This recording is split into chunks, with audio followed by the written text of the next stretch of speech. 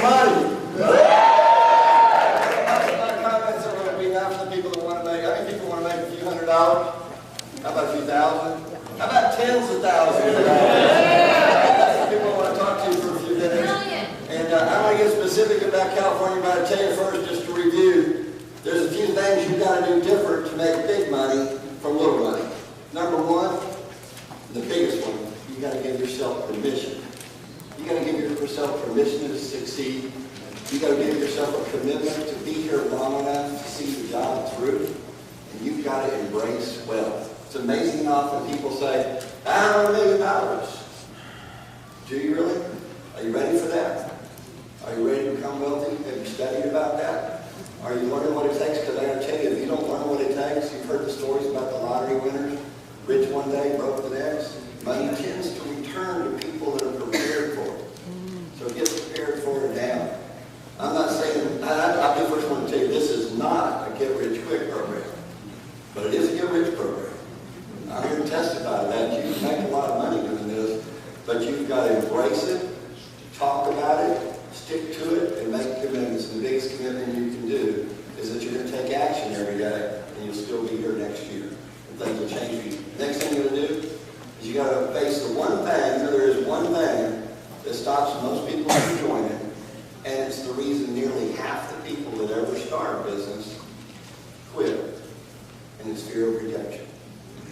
Everybody is scared of rejection. It's normal. I mean, when you're little kids, how many people in here have children? What is the number one word you say the most to your child? No. No, it's no. Go get your feet off there. No, you can't do that. No, you can't. And we've all heard no so often by the time we get to be an adult. We don't want to hear that anymore. And if we don't feel comfortable, if we feel like it's outside our comfort zone, we don't want to go there because somebody might tell us, no, I got some bad news for you. They're going to tell you no. Statistics, real numbers in this business, is that it's only 7 or 8 out of every 10 people that you ask are going to tell you no. They won't even look. But the good news is that that's 2 a day, 5 days a week, that's 10 a week. And out of the 10 people, that's 2 of them that say yes, they'll look. Now, more bad news. One of those 2 was lying to you. They're not going to look either, right? They just said that because they didn't want you to butt him again. But that means every 2 weeks, you had 4 that said they would, 2 of them looked, and half the people that actually look at a presentation join Ambit Images. You're personally sponsoring somebody every 2 weeks. That's 2 people a month. Your regional consultant your first month.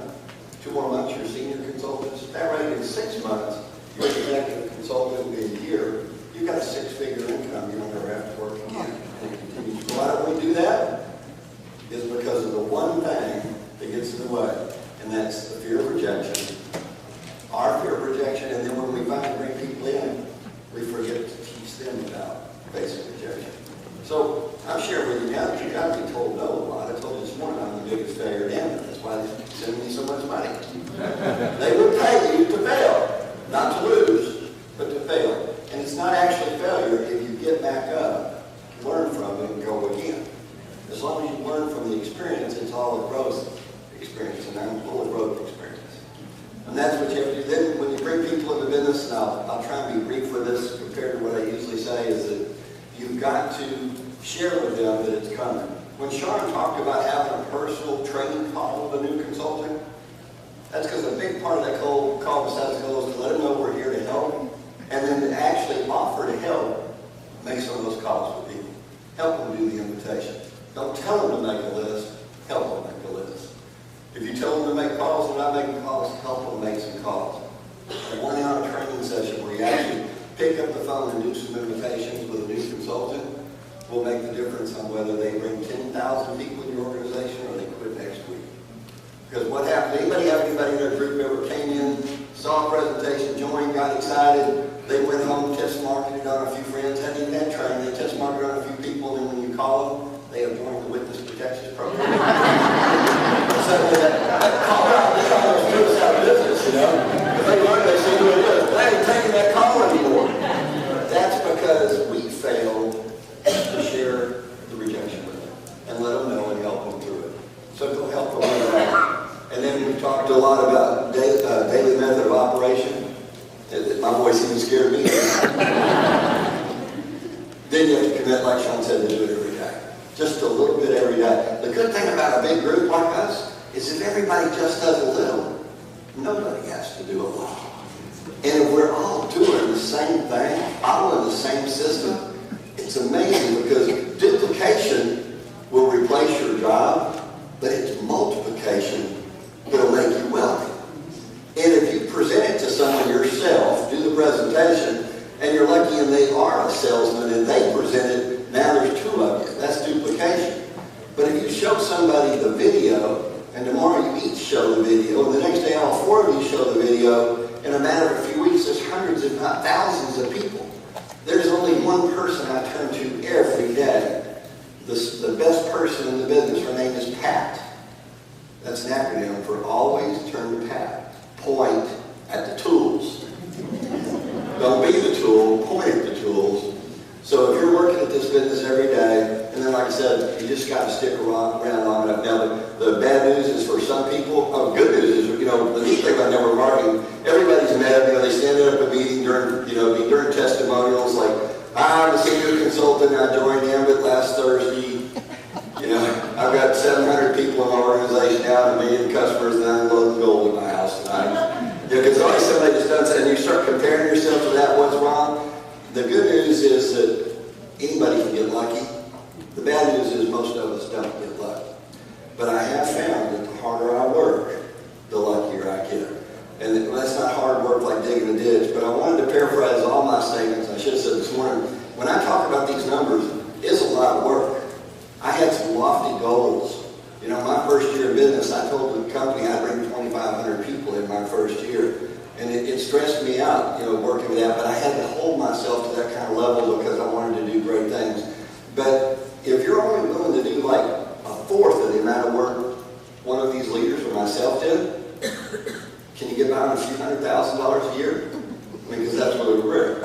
When I share these things, it's because I wanted more than that. I wanted life-changing money. But a few $100,000 is pretty life-changing for most people. So that's what it takes, but the last key to that is personal development, and I think we just covered that pretty well. But what Greg was telling us, what means the most to me, I really learned that if you want to attract money, that's what we want to do right at lunch. How many people are looking for more work? How many want more money? Okay? If you want, hard work's overrated. If you want to attract money, you simply have to become more valuable. If you become more valuable to other people, the money will just follow. If you focus on other people, lift up other people, and find how many people you can find and help them become successful, the greatest success in this business comes when your head's down, you're focused on helping somebody, and suddenly you get a direct deposit in your bank account, and you think, how'd that happen? It happened because you were focused on other people. You can't make a lot of money for yourself. You have to help enough other people get what they want, and then you can live their dreams. And I am so blessed now. I'm living my dreams with this, and it's changed my life, and I've watched it change the lives of thousands of people. Again, this is strange. I'll tell you, I have seen, just in my time on my team at Ambit, I've already seen literally thousands of people that no longer have jobs.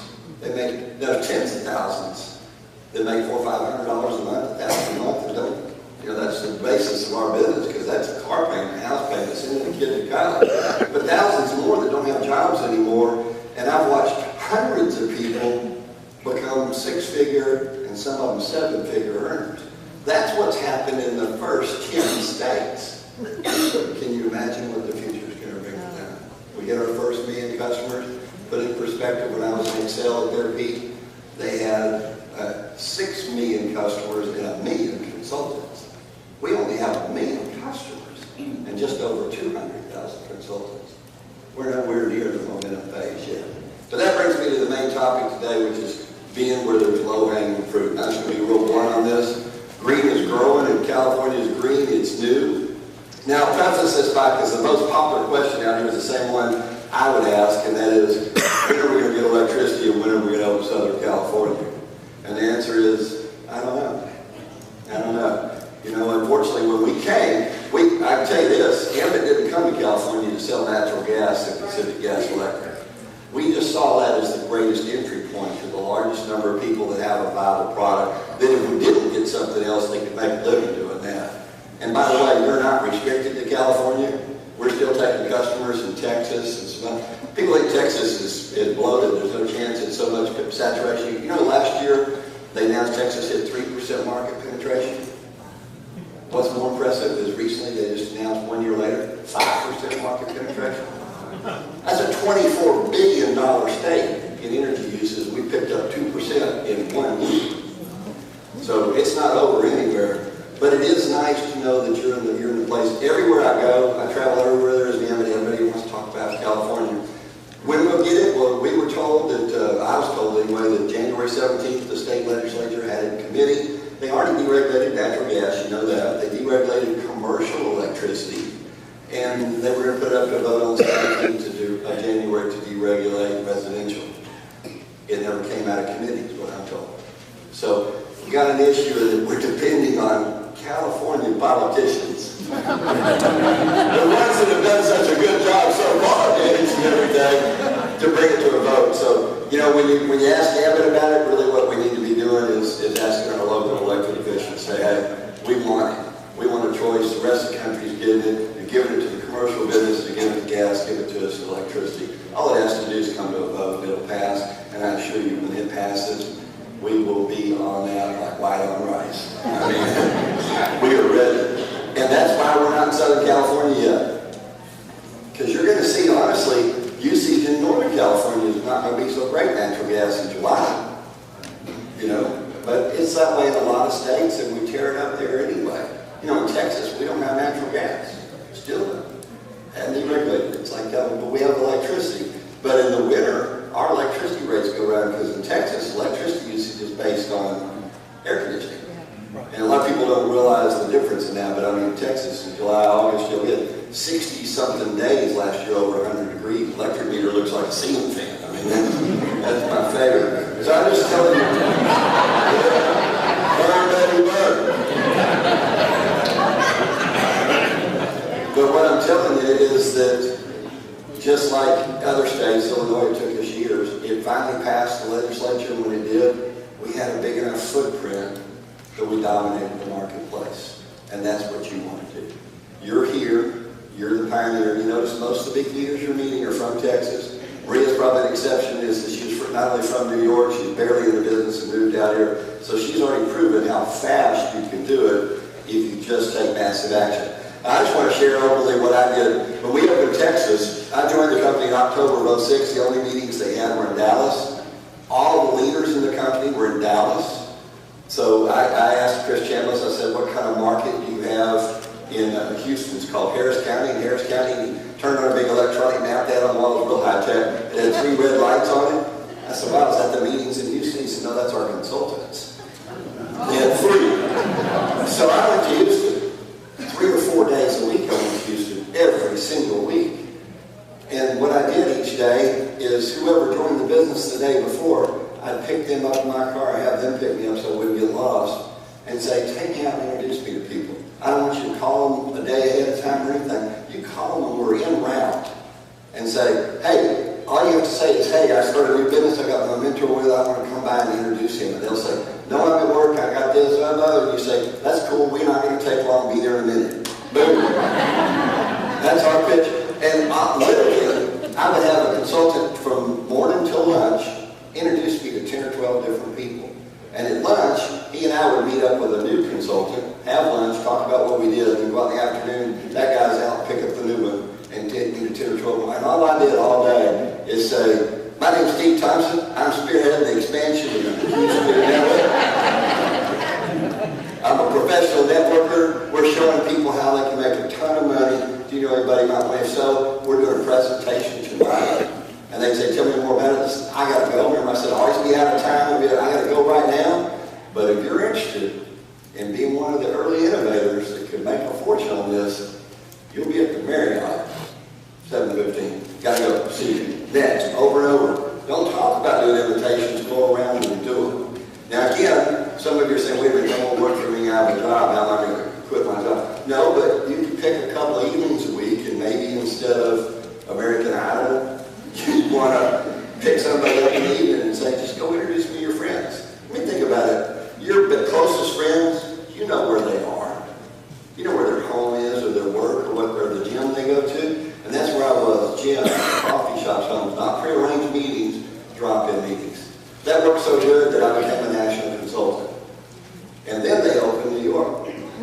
Now, I'd only been to New York City once in my life. It was a 3-day vacation trip. I knew 3 people in New York. I called them, 2 of them told me no. One of them said, I'll talk to you if you come here in person. I went, but along the way, I kept asking everyone, here's what you got to do here. If you live in Fremont or San Jose, you ask everybody, who do you know?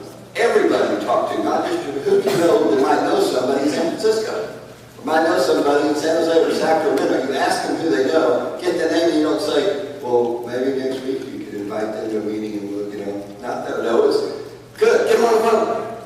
I got to talk to them because we got something going on. They can make a fortune if they're the first people in. It's take an action and expand yourself to those new territories. So it took me to Nashville. So in New York, I went up to help with one person. While I was there, I met other people, being that I was spearheading the expansion in the area. I met other people. And I'm not bragging, I'm just telling you that at this point, Texas, I've got probably the biggest covered organization in Texas. And I think I've got, last time I looked, like 31,000 consultants in Texas. So I'm real proud of that. Got almost 34,000 in New York. Wow. I've only been there once in my life. Y'all think I'm a redneck here, you ought to hear what they call me up there. I have fun, I tell them I'm a reverse carpetbagger. I go up north, get the money, and bring it back down south. So what I'm telling you is, if you want it, don't wait. If you really want it, put the extra hour, 2 hours. The compound effect of a few extra calls will change your life. All of us, all the people on the East Coast, are looking for a way to get to California because we know that this is the promised land. And we know that sometime soon, the probability is electricity will open. When it does, we'll open in Los Angeles and San Diego all the way down. I mean, I personally right now I don't really want to go selling natural gas in Los Angeles. Sorry, I know some of y'all are from there, but outside of a barbecue grill or something, I don't know what they're using it for. We need to focus on what we can make money at and what's profitable for the company. But when it opens, there's going to be an army of people from Northern California that go down. Can you imagine if it never happened and all you got was 2 or 3% of the Bay Area? That's bigger than the state of Illinois. And there's multi-million-dollar earners up there. So I'm just suggesting that you set the amount of time. If you're working 5 hours a week, make it 7. Make it 7, 8 hours. If you're working 8 or 10 hours a week, find a few extra hours. If you live in the wrong territory, either move or start asking for referrals. But I promise you, between here and home, you can ask somebody for a referral and find somebody who lives in virtually every territory there is. And don't be a California consultant only. It's easier right now to refer back to New York, New Jersey. Jersey's the fastest growing territory. Connecticut. But you know that there's somebody who lives in Texas. Because we're almost going to get to be a household name there. We've got 5% of the marketplace. So don't stick to just California. $429, watch everything. And know that we're about to have announcements. By the way, they didn't make all the announcements at Ambition or at the Simulcast because we've learned that we're so big now we can't announce 6 months ahead what we're going to open. We have to spring it on them. So we're already licensed in several other states. They're ready to go. You just want to make sure you're ready to go when they're announced. So thanks for coming out again today. I don't want to take us any longer. I'll be around like a sign book. All the